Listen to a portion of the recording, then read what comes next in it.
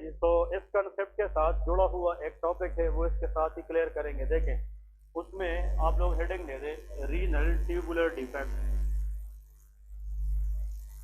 Renal tubular defect, ये इसी concept के साथ ही है, ठीक है जी।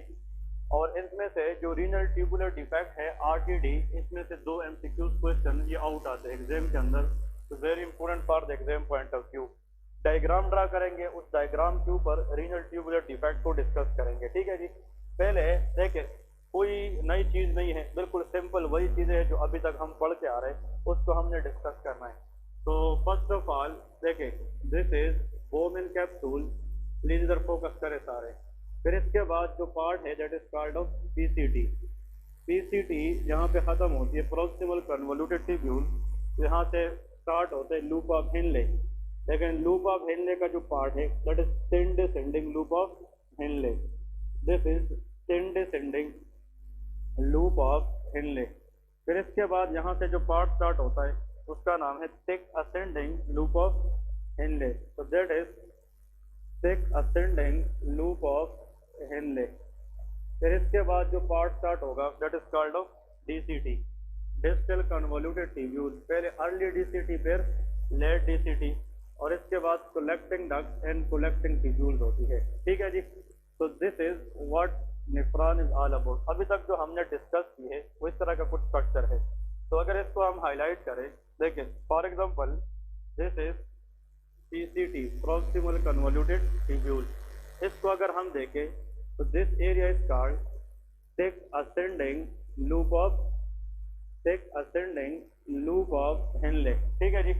इस पार्ट को हम क्या कहते हैं, DCT, and that is collecting duct, ठीक है। तो दिस इज कलेक्टिंग डक्ट। इन तीन चार पार्ट्स आप लोगों ने याद रखने हैं।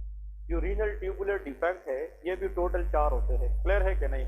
और ये भी मैं आप लोगों को बता दूं, अभी तक हमने किसी भी बैच पे टॉपिक नहीं पढ़ा है, क्योंकि as far as PMC course is concern तो इसमें से क्वेश्चन आते हैं और जरूर रिपीटेडली एक दो दफा क्वेश्चन इनमें से आए हैं। तो मैं आप लोगों को इसको बहुत आसान तरीके से हल करवाता हूँ कि रीनल ट्यूबुलर डिफेक्ट क्या है। प्लीज देखें, आप लोगों को इतना तो पता होगा कि जो मैक्सिमम रीअब्जॉर्प्शन है वो कहाँ से होती है, पीसीटी से। इसके साथ एग्री है कि नहीं। अब यह भी हमने डिस्कस किया था कि इस पीसीटी से जाके सोडियम की रीअब्जॉर्प्शन होती है, पीसीटी से रीअब्जॉर्ब होती है बाइकार्बोनेट, ठीक है।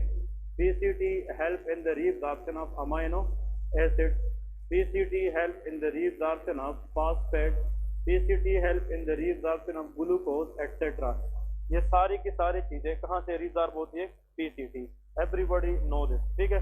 फिर यहाँ पे thick ascending loop of Henley, यहाँ से एक को ट्रांसपोर्टर था, उसके जरिए सोडियम, पोटाशियम और 2 क्लोराइड, ये तीन चीजें रिजॉर्व होती थी।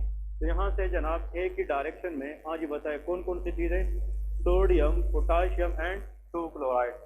These three things is reabsorbed back in the thick ascending loop of Henle, ठीक है।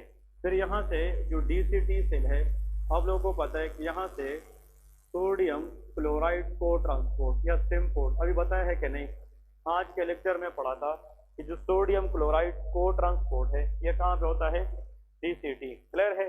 और फिर आप लोगों को ये भी पता है कि sodium reabsorption in the principal cell from collecting duct, जो एल्डोस्टेरोन ज्यादा कराता है वो कहाँ से करते हैं, कलेक्टिंग डक्ट। तो कलेक्टिंग डक्ट के अंदर सोडियम की क्या होती है, रीअब्जॉर्प्शन। जहाँ पे सोडियम रीअब्जॉर्ब होगा तो वहाँ पे उसको वाटर फॉलो करेगी, क्लियर है कि नहीं।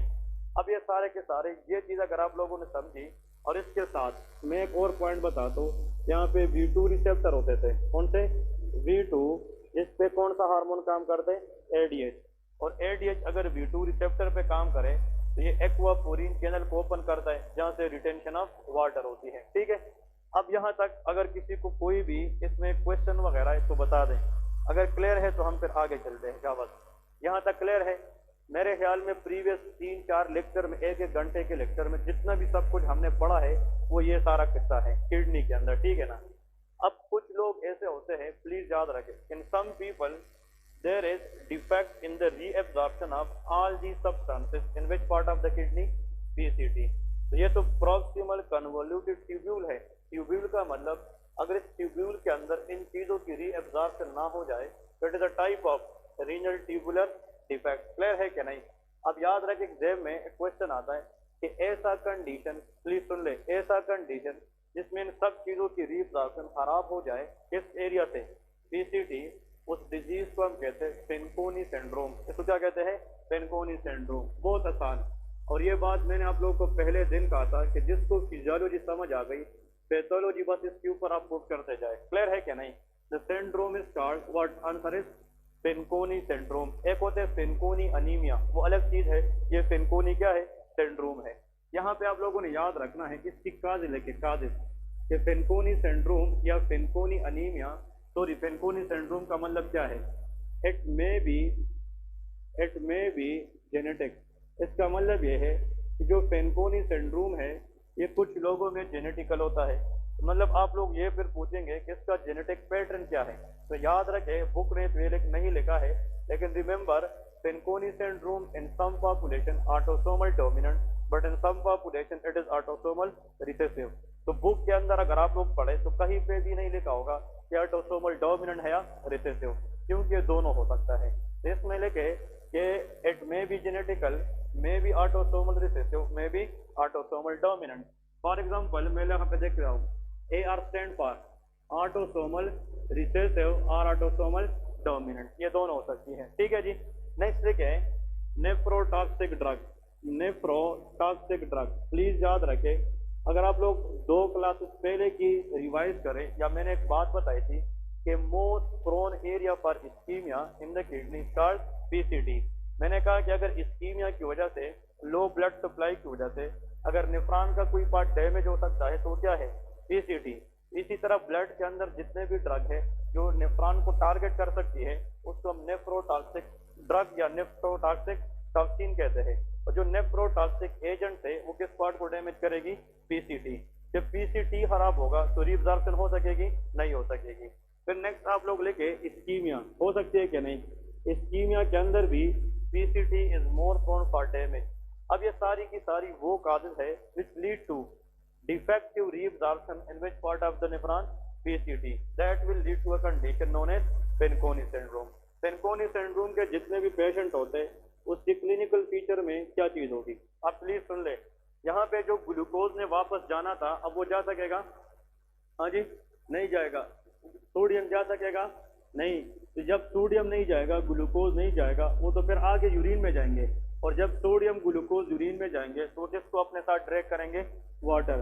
तो Fanconi syndrome patient develop polyuria. इन लोगों को क्या होता है, polyuria, excessive urination, that is called of polyuria. अब ग्लूकोज 100% नॉर्मली कहाँ से रीअब्सॉर्ब होता है, पीसीटी।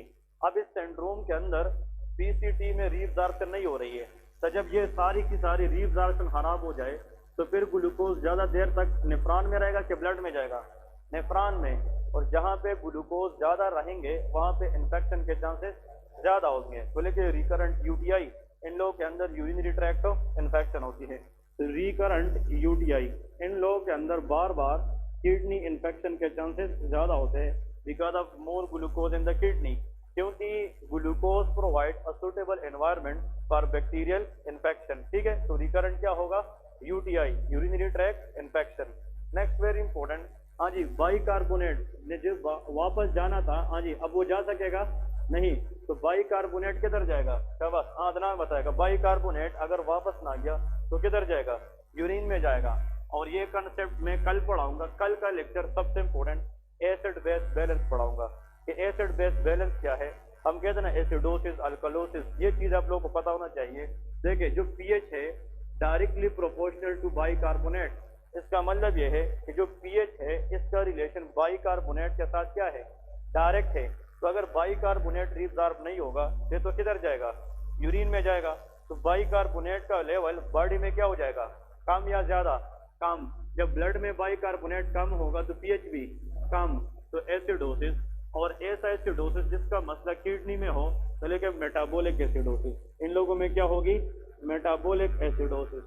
अब एग्जाम में एक क्वेश्चन आता है कि फेनकोनी सिंड्रोम के अंदर मेटाबोलिक एसिडोसिस का रीजन क्या है, लॉस ऑफ बाइकार्बोनेट। ये क्या है, लॉस ऑफ बाइकार्बोनेट। अगर बाइकार्बोनेट हमारे पास कहाँ पे चला जाए, यूरिन के अंदर, तो please remember the pH will be decreases, और अगर pH लेस देन 7.35 हो जाए the condition is called of acidosis.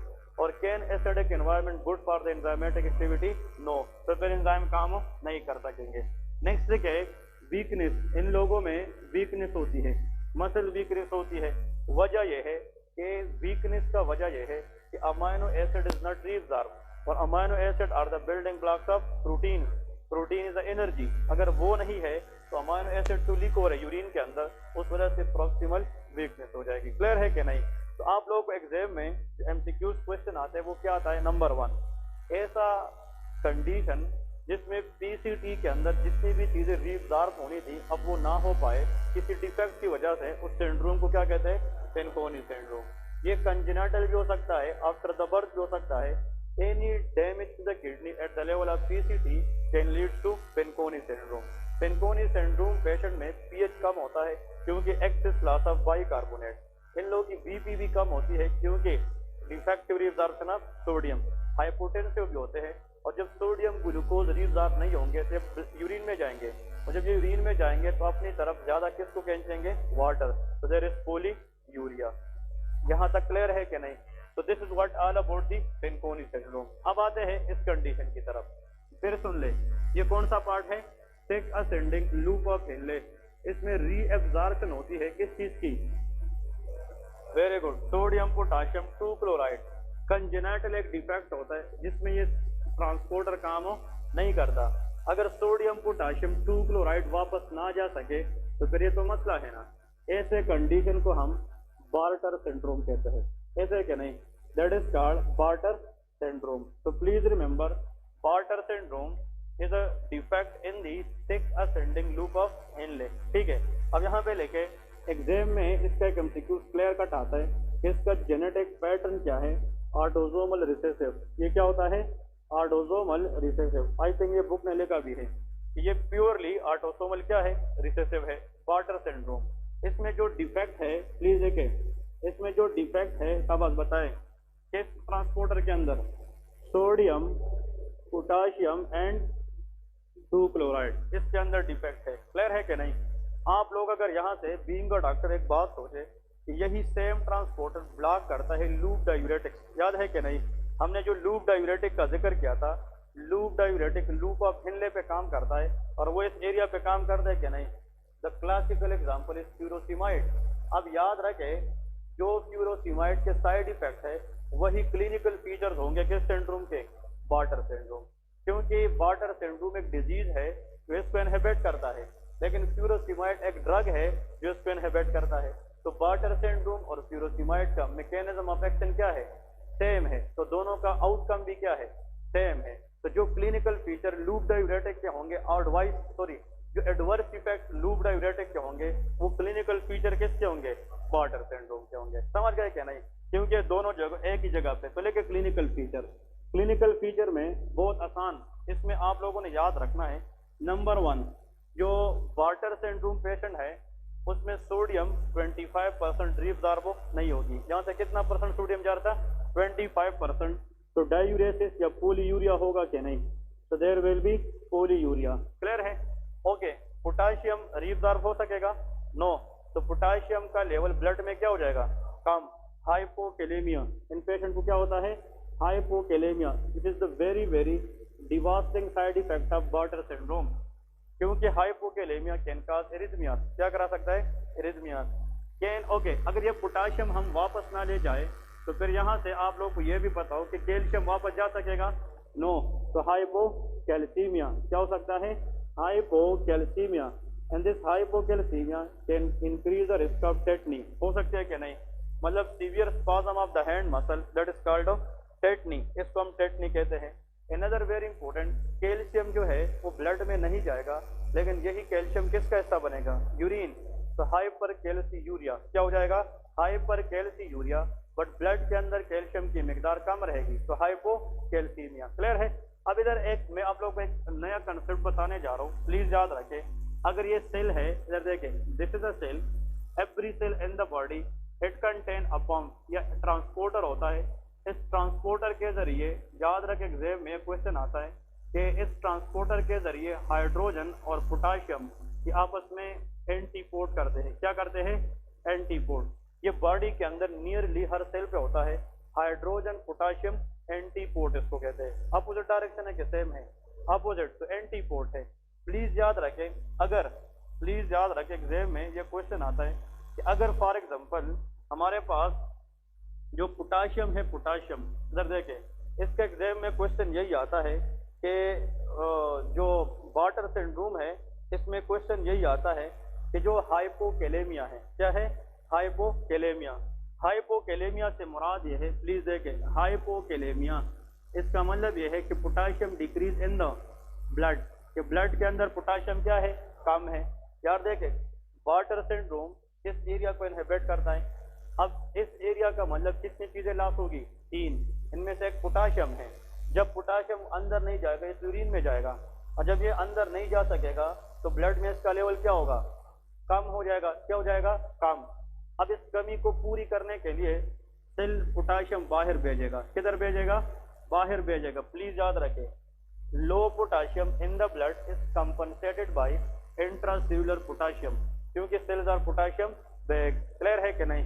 जब बाहर पोटाशियम कम हो तो फिर इसको पूरा करने के लिए पोटाशियम कहाँ से आएंगे? सेल से आएंगे। तो जब भी पोटाशियम सेल से आएंगे तो बाहर से इसके बदले ये सेल को क्या देंगे?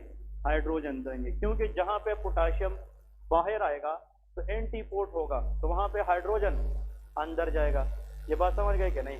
मैं फिर से बता रहा हूँ कि जो हाइड्रोजन पोटाशियम है ये सेल में अपोजिट जाते हैं। क्या जाते हैं? अपोजिट। ये तो सोच देखे, ये तो जहन मानता है कि जब ब्लड में पोटाशियम क्या हो? कम। उसको कैसे पूरा करना पड़ेगा? 2 तरीके हैं, या तो बाहर से पोटाशियम लगाए। अगर बॉडी को बाहर से हम इंजेक्शन में पोटाशियम ना दे तो बॉडी अपनी कोशिश करेगी कि लो पोटाशियम को हाई करे। कैसे? तो वो कहाँ से भेजेगी? सेल से। तो जब इसका मतलब कि लो पोटा अगर ये ज्यादा होता, अगर ये ज्यादा होता तो फिर ये किधर जाता? सेल में जाता। अब हाइयर कंसंट्रेशन से लो की तरफ जाना। अब यहाँ पे क्या है? कम है। वाटर सिंड्रोम में पोटाशियम लॉस हो जाता है तो potassium level in the blood decrease हो जाता है। अब इस कमी को पूरा करने के लिए पोटाशियम सेल से बाहर आएगा। ऐसा है कि नहीं? जब ये सेल से बाहर जाएगा, प्लीज याद रखें, तो इसके बदले फिर बाहर से क्या चीज सेल को जाएगा? हाइड्रोजन जाएगा। क्या जाएगा? हाइड्रोजन। तो इसका मतलब हाइपोकैलेमिया पेशेंट में पोटाशियम बाहर आता रहेगा, हाइड्रोजन अंदर जाता रहेगा। तो इसका मतलब ब्लड में हाइड्रोजन ज्यादा होगा कि कम? हाँ जी, कम हो जाएगा, क्योंकि हाइड्रोजन तो किधर जा रहे हैं? सेल में। तो ब्लड में कमी आ जाएगी, और हाइड्रोजन इज एसिड। इसका मतलब कि हाइपोकैलेमिया पेशेंट में ब्लड के अंदर एसिडिक एनवायरनमेंट ज्यादा होगी कि कम? कम होगी। तो अगर एसिडिक नहीं है तो क्या होगी? अल्कलाइन। तो इसलिए वाटर सिंड्रोम में मेटाबॉलिक अल्कलोसिस होता है। क्या होता है? Metabolic alkalosis. ये बहुत इंपॉर्टेंट कंसेप्ट है कि मेटाबॉलिक अल्कलोसिस। जो लोग नहीं समझे प्लीज बताएं। हाँ, मेटाबॉलिक अल्कलोसिस, इसलिए ये बार बार एग्जाम में आता है कि अगर एक पेशेंट है, प्लीज इधर देख, इसको आप लोग भूल जाए। मैं कहता हूँ एक पेशेंट है, उसका जो सेल से बाहर ब्लड है उसमें जनाब लेवल ज्यादा है किस चीज की? पोटाशियम। That is hyperkalaemia. क्या है? हाइपर। अब ब्लड ये ज्यादा पोटाशियम किसको देगी? सेल को। तो जब ये सेल की तरफ जाएगी तो सेल से क्या आएगी? हाइड्रोजन बाहर आएगी। तो एसिडिक एनवायरनमेंट होगा कि नहीं? तो hyperkalaemia can cause acidosis, but hypokalemia can cause alkalosis. इसका मतलब ये है। क्लियर है कि नहीं? ये इंपॉर्टेंट है। बात समझ गए कि नहीं? तो वाटर सिंड्रोम में हाइपरकैलेमिया होता है कि हाइपोकैलेमिया, इसलिए मेटाबॉलिक क्या होगा? अल्कलोसिस होता है। क्लियर है? This is what all about the water syndrome patient. तो वाटर सिंड्रोम में प्लीज याद रखें 4 बातें। Number 1, it is a defective reabsorption of sodium potassium 2 chloride in the thick ascending loop of Henle. It is an autosomal recessive condition which leads to some clinical feature like polyuria, hypokalemia, hypocalcemia and metabolic alkalosis. Clear है? ये जनाब water syndrome है। अब आते हैं next syndrome की तरफ कि अगर बहुत सारे पेशेंट ऐसे होते हैं, हाँ देखें, ये जो सोडियम क्लोराइड को ट्रांसपोर्ट है या सिम्पोर्ट, ये कहाँ पे होता है? DCT। कुछ लोगों में बाई बर्थ ऐसा डिफेक्ट होता है जिसमें सोडियम क्लोराइड यहाँ से रीअब्जॉर्बो नहीं होते, यहाँ से रीअब्जॉर्बो नहीं होते। तो ऐसे कंडीशन को हम कहते हैं जेटलमैन सिंड्रोम। ऐसा है कि नहीं? That is called Gitelman syndrome. The condition is called Gitelman syndrome. Gitelman syndrome is characterised by defective reabsorption of sodium chloride symport. अब यहाँ पे लेके एग्जाम में इसका जो पॉइंट आता है, first one, it is autosomal recessive condition. ये क्या है? ऑटोसोमल रिसेसिव है। फिर नेक्स्ट लिखे इसका डिफेक्ट कहाँ पे है, शाबाश, डिफेक्ट लिखे, डिफेक्ट बताए, sodium chloride stem port, in which part, that is DCT, ये स्टेम पोर्ट पे है, स्टेम पोर्ट। अब इसकी क्लिनिकल फीचर लेके अब आप लोगों ने बताना है, और मैंने आप लोगों से यही पूछना है कि ऐसा ड्रग हमने पढ़ा था जो इस एरिया पे काम करता है, थायजाइड डाययूरेटिक था, याद है थायजाइड। तो जो गेटलमैन है इसकी क्लिनिकल फीचर लाइक थायजाइड होगी, जो वाटर है उसकी clinical feature like loop diuretic होगी। क्लियर है? जिसको हम फ्यूरोसिमाइड कहते हैं। अब ये जो गेटलमैन सिंड्रोम है इसमें मेन चीज क्या है, देखिए, number one, another very important, अब इस पेशेंट के अंदर यहाँ पे बी सोडियम क्लोराइड अंदर नहीं जाएगी तो पोलीयूरिया होगा। क्या होगा? पोलीयूरिया, लेकिन माइल्ड पोलीयूरिया। क्या होगी? माइल्ड, क्योंकि यहाँ पे सोडियम कितना परसेंट होता है, 5 to 8% होता है। नेक्स्ट देखिए यहाँ पे हाइपोकेलेमिया भी हो सकता है, क्योंकि पोटाशियम जो लेवल है वो भी कुछ ना कुछ यहाँ से रीअब्जॉर्ब होता है, वो फिर रीअब्जॉर्ब नहीं होगा। मैक्सिमम पोटाशियम यहाँ से रीअब्जॉर्ब होता है, मिनिमम यहाँ से होता है। यहाँ पे हाइपोकेलेमिया माइल्ड होता है। क्या होता है? माइल्ड। तो हाइपोकेलेमिया माइल्ड, तो मेटाबॉलिक क्या होगी, शाबाश, मेटाबॉलिक अल्कलोसिस, प्रोमिनेंट से माइल्ड, माइल्ड होगी, यहाँ पे प्रोमिनेंट होते थे। क्लियर है क्या नहीं? और अनदर वेरी इंपॉर्टेंट कि यहाँ पे जो पोटाशियम का वापस जाना है उस पर डिपेंड करते हैं कैल्शियम की रीअब्जॉर्प्शन, लेकिन यहाँ पे कैल्शियम की रीअब्जॉर्प्शन नहीं डिपेंड करती। यहाँ पे लेके नो हाइपोकैल्सीमिया, इसमें हाइपोकैल्सीमिया नहीं होती। प्लीज याद रखें, यहाँ पे पोटाशियम का जाना और फिर आना, that is a reflux for calcium reabsorption, लेकिन यहाँ पे पोटाशियम का जाना वापस नहीं आना होता है, तो कैल्शियम इस पर डिपेंडेंट हो नहीं है। तो देखे हाइपोकैलेमिया वाटर में है कि नहीं, वाटर में हाइपोकैलेमिया है, हाइपोकैलेमिया गेटलमैन में भी है, मेटाबॉलिक अल्कलोसिस इसमें भी है, उसमें भी है, इसमें भी पोलीयूरिया है, उसमें भी है, लेकिन ये सिम्टम मोर प्रोमिनेंट है और वो लेस प्रोमिनेंट, इसलिए कहते हैं milder form of Bartter syndrome is called Gitelman syndrome. ये जो गेटलमैन सिंड्रोम है ये एक माइल्डर फॉर्म है किस चीज की, वाटर सिंड्रोम की। लेकिन वाटर सिंड्रोम पेशेंट में हाइपोकैल्सीमिया जरूर होगा, लेकिन इसमें हाइपोकैल्सीमिया नहीं होती। ये इंपॉर्टेंट पॉइंट है।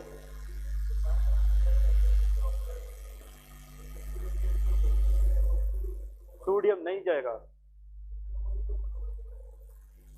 जी, हाँ जी। तो ओके, अभी इस क्लास से पहले मैंने क्या बताया था कि जो कैल्शियम का जाना है वो सोडियम का डिपेंडेंट है कि वो अलग चैनल से जाता है, तो वो सोडियम के लिए है नहीं। अभी देखना, एक क्लास पहले हमने यहाँ पे लिखा था कि यहाँ पे कैल्शियम चैनल होता है, कैल्शियम सोडियम एक्सचेंजर तो अपोजिट साइड से होता है। अगर आपके ख्याल में वो काम नहीं करता तो कैल्शियम की रीअब्जॉर्प्शन एक तरीके से होती है कि दो, ट्रांससेल्युलर एंड पैरासेल्युलर। तो अगर उससे नहीं होगा तो बिटवीन द सेल तो जा सकेगा ना, तो पैरासेल्युलर हो सकेगा। क्लियर है? तो आपकी बात किसी हद तक ठीक है, आई कैन एग्री, लेकिन paracellular transport of calcium is also there. ठीक है जी। अभी तक हमने कितने सिंड्रोम पढ़े? 3। Fanconi syndrome, defect in which part, PCT, Bartter syndrome, thick ascending loop of Henle, फिर Gitelman syndrome, defect in DCT। अब कुछ ऐसी डिफेक्ट होती है, ऐसा प्रॉब्लम जिसका इशू कलेक्टिंग डक्ट में होता है। किसके अंदर होता है? Collecting duct. और एग्जाम में याद रखे कि उसमें सोडियम की रीअब्जॉर्प्शन ब्लॉक होने की वजह क्या हो जाती है? बढ़ जाती है। ये एग्जाम में देखें, जो जेनेटिक म्यूटेशन होती है या जो जेनेटिक प्रॉब्लम्स होती है उसमें या तो चीज कम हो जाती है या हद से बढ़ जाती है। फेनकोनी इज इनहिबिटरी और स्टिमुलेटरी। फेनकोनी सिंड्रोम इज इनहिबिटरी, ये चीजों को रीअब्जॉर्ब होने से प्रिवेंट करती है। इट इज इनहिबिटरी और stimulatory. Inhibitory, it is inhibitory, लेकिन ये कलेक्टिंग डक्ट से सोडियम की रीअब्जॉर्प्शन को बढ़ाएगी। ये स्टिमुलेटरी है। ऐसे कंडीशन को हम क्या कहते हैं? दैट इज कॉल्ड, हाँ जी, लेडल सिंड्रोम। स्पेलिंग क्या है? LIDDLE, Liddle syndrome. ऐसा है क्या नहीं? लिडल सिंड्रोम के अंदर कलेक्टिंग डक्ट में सोडियम की रीअब्जॉर्प्शन हद से बढ़ जाती है। बात समझ गए क्या नहीं? हाँ जी, what is the genetic inheritance of this condition? Fanconi may be autosomal dominant और ऑटोसोमल, तो वी कांट कमेंट, हम कमेंट नहीं कर सकते। What is the genetic pattern of Bartter? Recessive always, Gitelman recessive, but Liddle syndrome autosomal dominant. ये क्या होता है? Autosomal dominant. एग्जाम में इसका क्वेश्चन लेके genetics inheritance that is AD, autosomal dominant. इसकी जो डिफेक्ट है, डिफेक्ट वो मैंने ऑलरेडी बताया है, इंक्रीज सोडियम रीअब्जॉर्प्शन। इसमें क्या होता है? सोडियम की रीअब्जॉर्प्शन बढ़ जाती है। क्या हो जाती है? बढ़ जाती है। इसका मतलब यह है कि इस कंडीशन के अंदर sodium reabsorption is very very high and that is very very increase. ठीक है ना? अब यहाँ पे अंदर very important point which you people should remember, high का मतलब यह है कि एल्डोस्टेरोन जैसे काम को बढ़ाता है। किस चीज को? एल्डोस्टेरोन जैसे काम को बढ़ाता है। अब जितना सोडियम रिटेंशन ज्यादा होगा तो बीपी क्या होगी? ज्यादा, देयर विल बी हाइपरटेंशन। हो सकता है क्या नहीं कि retention of more sodium can increase blood pressure, that can cause of hypertension, number 1। अब जो लिडल सिंड्रोम है ये एक्चुअली एक्ट करता है लाइक एल्डोस्टेरोन, तो रिटेंशन ऑफ सोडियम वाटर ज्यादा होगी, लेकिन बॉडी से क्या निकलेगी? Hydrogen and potassium. तो जब पोटाशियम हम बाहर निकालेंगे तो हाइपोकेलेमिया क्या होगी? हाइपोकेलेमिया। और हाइपोकेलेमिया की वजह से प्लीज याद रखें, हाँ जी, मेटाबॉलिक, हाँ जी, अल्कलोसिस। पूरे क्लास में कोई इसका लॉजिक बता सकता है कि मेटाबॉलिक अल्कलोसिस क्यों होता है? हाँ, वेरी गुड, वो आंसर मैं देना चाहता। Hydrogen, secretion of hydrogen and potassium होता है। एक तो हाइपोकेलेमिया में हमेशा मेटाबॉलिक क्या होता है, वो भी एक लॉजिक है, लेकिन एल्डोस्टेरोन का काम सोडियम वाटर को रिटेन करना और हाइड्रोजन पोटाशियम को बाहर निकालना। इस कंडीशन में retention of sodium and water की वजह से बीपी क्या हो जाएगी? ज्यादा। पोटाशियम सिक्रीट होगा तो हाइपोकेलेमिया होगा। अब ये हाइपोकेलेमिया अलग एक काज है कि मेटाबॉलिक क्या कराए? अल्कलोसिस। लेकिन पोटाशियम के साथ साथ कौन सी चीज भी जा रही है बाहर? हाइड्रोजन जा रही है। जब हाइड्रोजन बाहर ज्यादा निकलेगा तो फिर एसिडिक एनवायरमेंट तो नहीं रहेगा, तो मेटाबॉलिक क्या हो जाएगा? अल्कलोसिस हो जाएगा। क्लियर है क्या नहीं? It can cause metabolic alkalosis. तो 3 चीजें इन लोगों ने भी लिखी है, very good. Result in hypertension, hypokalaemia and metabolic alkalosis, ये 3 चीजें होती है। अब आप लोग के ख्याल में लिडल सिंड्रोम पेशेंट में, हाँ जी, एल्डोस्टेरोन जैसा काम ज्यादा है कि कम? ज्यादा है। इन लोग एल्डोस्टेरोन लेवल ज्यादा होगी कि कम? बस ये गलती लोग करते हैं। आपसे सवाल है, ये मैंने एक चीज से, इस पेशेंट में एल्डोस्टेरोन हार्मोन जैसा काम ज्यादा है, retention of sodium water, secretion of hydrogen and potassium.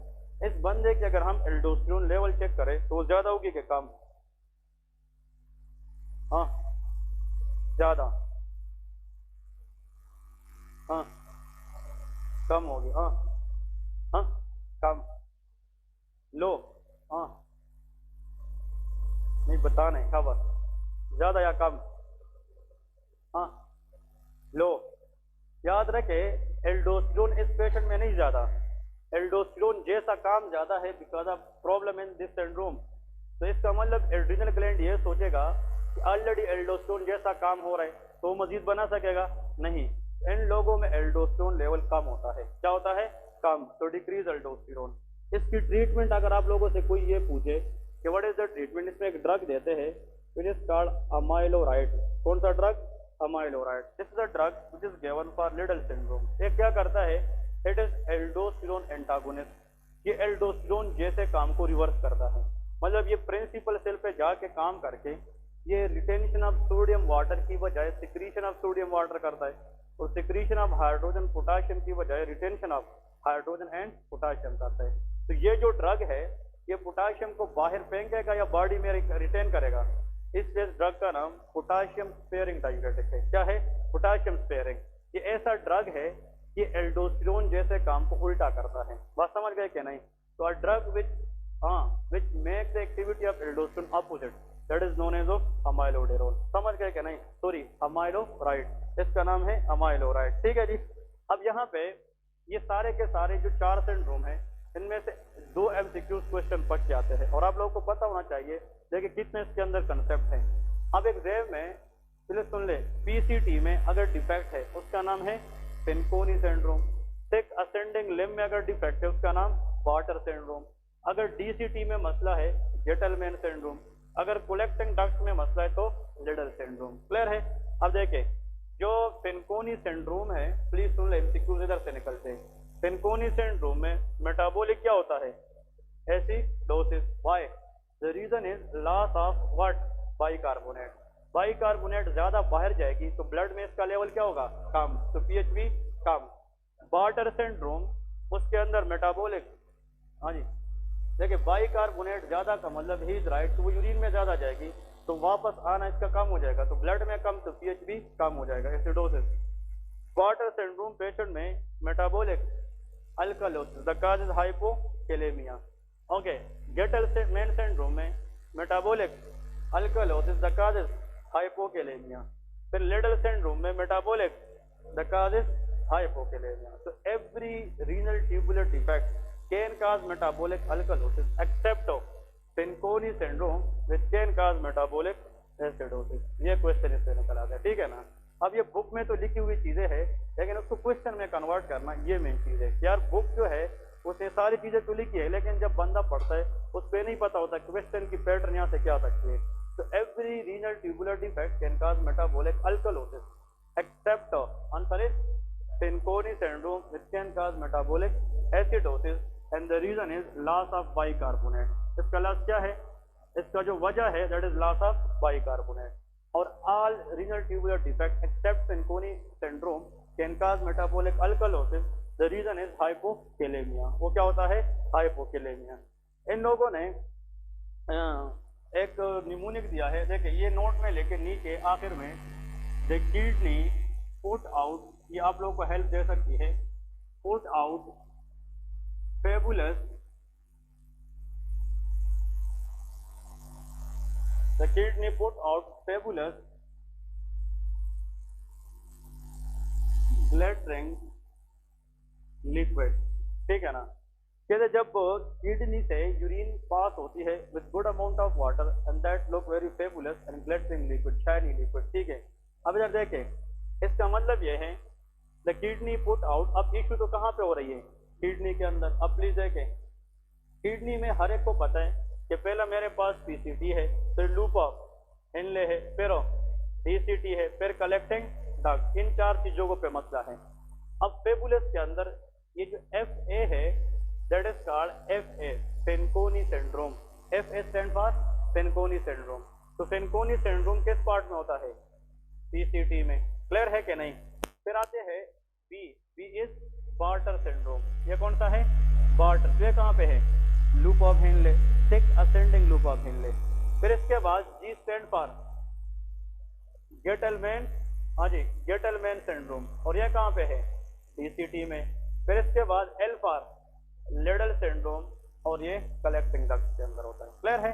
The kidney put out fabulous glittering liquid, this mnemonic will help you how to remember this concept. ठीक है, अब बुक में तो यहाँ पे लिखा है, मैं एक और चीज यहाँ पे कंसेप्ट में लिखना चाहता हूँ कि कलेक्टिंग डक्ट जो होते हैं, कलेक्टिंग डक्ट जिसके अंदर V2 रिसेप्टर हमने पढ़े थे। कौन से? V2। अब याद रख एग्जाम में कि जो V2 रिसेप्टर है इस पे कौन सा हार्मोन काम करता है? एक्सीलेंट। V2 रिसेप्टर पे अटैच होने वाला हार्मोन क्या है? ADH है। देखे EDH जो है वो फर्स्ट मैसेंजर है। क्या है? First messenger. मैं V2 रिसेप्टर के बारे में अगर कहूँ, V2 रिसेप्टर पड़े होते हैं इस तरह, उन लोगों को नहीं पता होता क्या करना है। अब उस पर जो बंदा अटैच होगा वो मैसेज लाएगा। वो क्या लाएगा? मैसेज। अब ये बंदा बैठा है, उसको नहीं पता, ये सोया हुआ है, इसको हम जगाएंगे, ये मैसेज होगा इस बंदे के लिए कि आप जाग जाए और आप कुछ करें। इसका मतलब ये है कि V2 के लिए जो फर्स्ट मैसेज लाने वाला बंदा है वो क्या है? ADH। ADH is first messenger. क्या है? First messenger. फिर जब ADH इस पे अटैक करेगा, ये इस V2 रिसेप्टर की एक्टिवेशन से सेल में एक चीज की लेवल बढ़ाएगा, तो साइक्लिक MP। इसका नाम क्या है? Cyclic MP। ये नाम सुना है क्या? नहीं। That is second messenger. क्या है?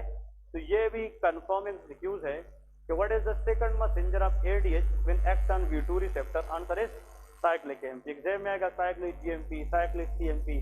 तो अगर एग्जाम में आ जाए कि जब एडीएच काम करे किस रिसेप्टर पे, V2 receptor in collecting ducts of the kidney, तो उसका सेकंड मैसेंजर सिस्टम क्या है, साइक्लिक एमपी। जब साइक्लिक एमपी बढ़ेगा तो इट विल, हाँ जी, ओपन एक्वापोरिन। ये किसको ओपन करेगी, एक्वापोरिन चैनल। और एक्वापोरिन चैनल क्या करेगी, रिटेंशन ऑफ वाटर करेगी, रिजॉर्शन ऑफ वाटर। तो प्लीज ये बात मजीद खुल गई, ये बात मजीद खुल गई कि जो एडीएच है ये रीएब्जॉर्प्शन ऑफ वाटर तब तक नहीं करेगा जब तक वो किस चीज की लेवल को ना बढ़ाए, cyclic AMP. And this cyclic AMP is a chemical messenger present in the cell and that become more activated when ADH act on V2 receptor. अब कुछ लोगों में प्लीज देखें, ये जो V2 रिसेप्टर है ये सही तरीके से काम नहीं करते। बात समझ गए क्या नहीं, V2 रिसेप्टर काम नहीं करते। तो इन लोगों के अंदर एडीएच का लेवल ज्यादा होगा कि कम, एडीएच में मसला नहीं है, ADH is there in the body but V2 is not responding. मतलब ब्रेन से एडीएच तो आ रहा है लेकिन वो किस पे काम नहीं कर रहा, हाँ जी, रिसेप्टर पे काम नहीं कर रहा। तो no retention of water, water की रिटेंशन नहीं होगी। जब वाटर की रिटेंशन नहीं होगी तो पोलीयूरिया होगा कि नहीं, पोलीयूरिया होगा। ऐसे कंडीशन को हम कहते हैं, मसला ब्रेन में है कि नेफ्रॉन में, किस रिसेप्टर में, तो द प्रॉब्लम इज नेफ्रोजेनिक। और यूरिन की लेवल ज्यादा होगी कि कम, तो डायबिटीज मीन मोर यूरिन, ठीक है, और that is called insipidus, that is called insipidus. Nephrogenic diabetes insipidus is a condition which is characterized by defective V2 receptor, but there is increased level of ADH. ADH कहाँ से आता है, supraoptic nucleus of hypothalamus, और hypothalamus is a part of brain। अगर brain ADH ना दे और फिर retention ना हो तो फिर प्रॉब्लम किडनी में है कि ब्रेन में, तो प्रॉब्लम नेफ्रोजेनिक है कि सेंट्रल है, उसका नाम सेंट्रल डायबिटीज इंसिपिडस है। इसका मतलब यह है कि अगर एडीएच नहीं है लेकिन रिसेप्टर इज ओके तो फिर सेंट्रल डायबिटीज इंसिपिडस है। अगर एडीएच है लेकिन रिसेप्टर काम ना करे तो फिर ऐसे कंडीशन को हम नेफ्रोजेनिक डायबिटीज इंसिपिडस कहते हैं।